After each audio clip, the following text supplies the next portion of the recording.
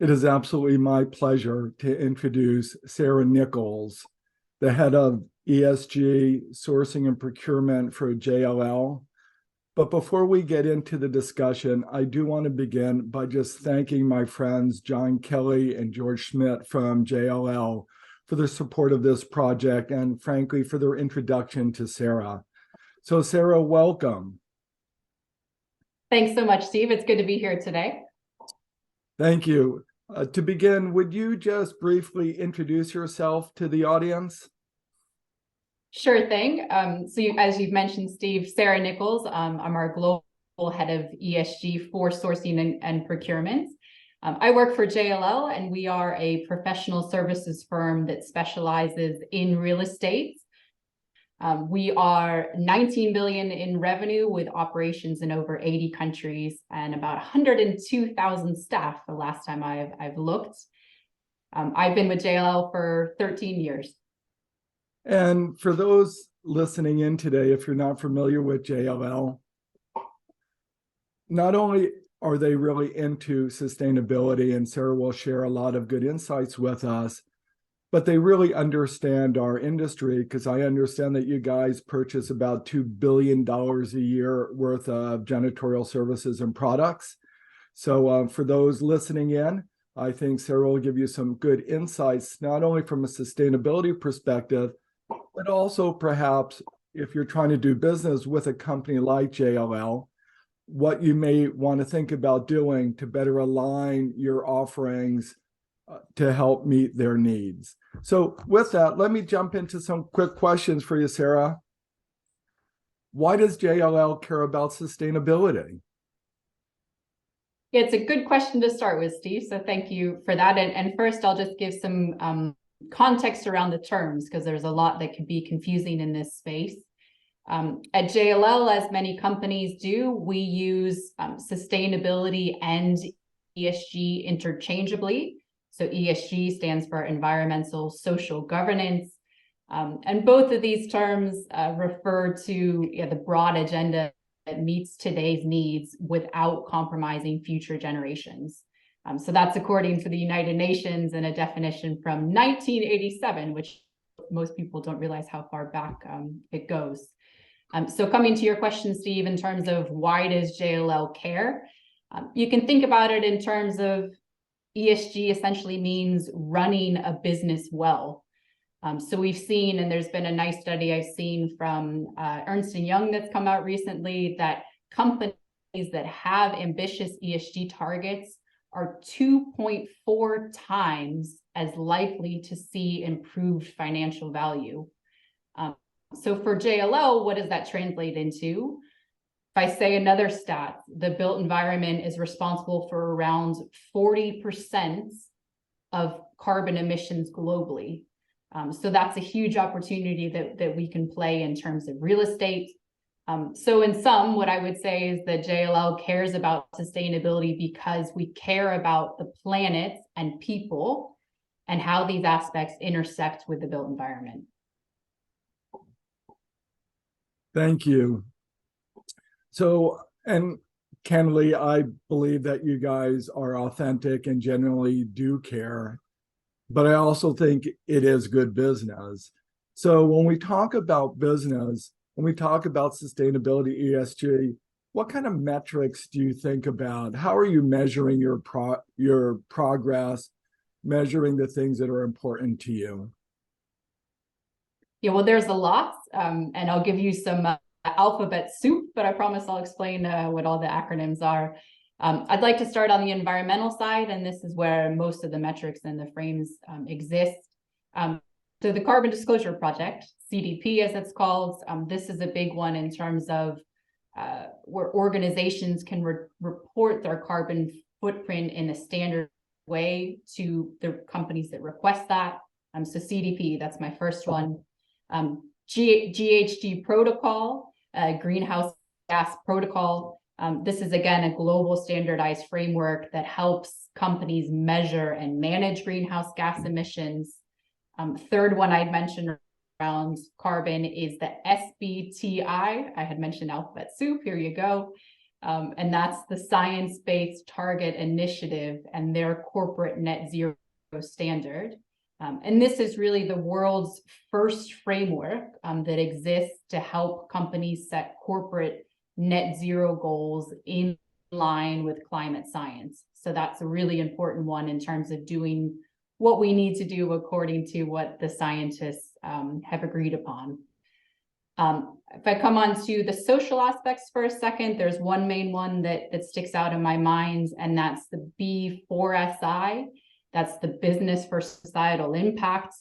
Again, a really great global standard that helps companies manage and measure social impact and community investment. So that's a little bit from the E and the S side of things. In terms of overall ESG and how JLL keeps score, really important ones for us are things like EcoVadis.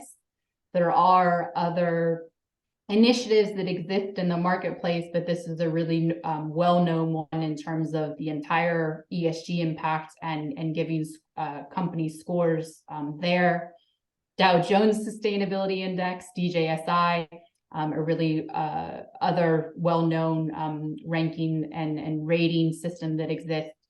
And the last one I'll leave you with, coming back to the United Nations, is there's something that's called the Sustainable Development Goals. And these are 17 global goals that any organization can follow. And many companies do try to align their strategic priorities with the UN SDGs. And the UN SDGs, they cover really big issues. So things like gender equality, zero hunger, and things of that nature. So that was just a run through of some of the ones that stick out in my mind, Steve. For those in our industry who are really just getting started with this or are on the journey, what kind of trends are you seeing? And the first trend that I'd like to point out is that we're moving more towards impact measurements. And what I mean by that is really looking at those research papers that we produced or the amount of diverse spend. How has that made a change in society or made a change to the environment? So really quantifying the impact of those activities rather than the activities themselves. So that's the first trend. The second is that ESG is more and more mainstream. It's something that's more essential. It's more at the core. Again, if I look back to when I started with JLL, it was honestly pushing a rock up a hill most of the time. It was a difficult, challenging job. I am gratefully in a different position today where I've had to learn and am still learning how to say no to things and how to prioritize, because lots of people want ESG and it's something that many more people need to be able to talk about and be conversant in this topic. So that's what I would say the second trend is not to say that necessarily everybody gets it, but it is more mainstream ESG. It's becoming more at the core. Thank you for your insight, Sarah. It's appreciated. And with a portfolio as large as yours and the amount of time that you've spent working on this, I think that you probably have seen some clients of yours are really into it, others less so, some not interested at all. Even with individual client portfolios, you have some people who really are excited and others less so. And where I'm going with this is, do you have any suggestions from your experience about how to actually drive change, how to find champions, or what's the formula for success to really help an organization move towards sustainability as efficiently and effectively as possible? It really comes down to carbon and climate change, as you might have heard me allude to earlier.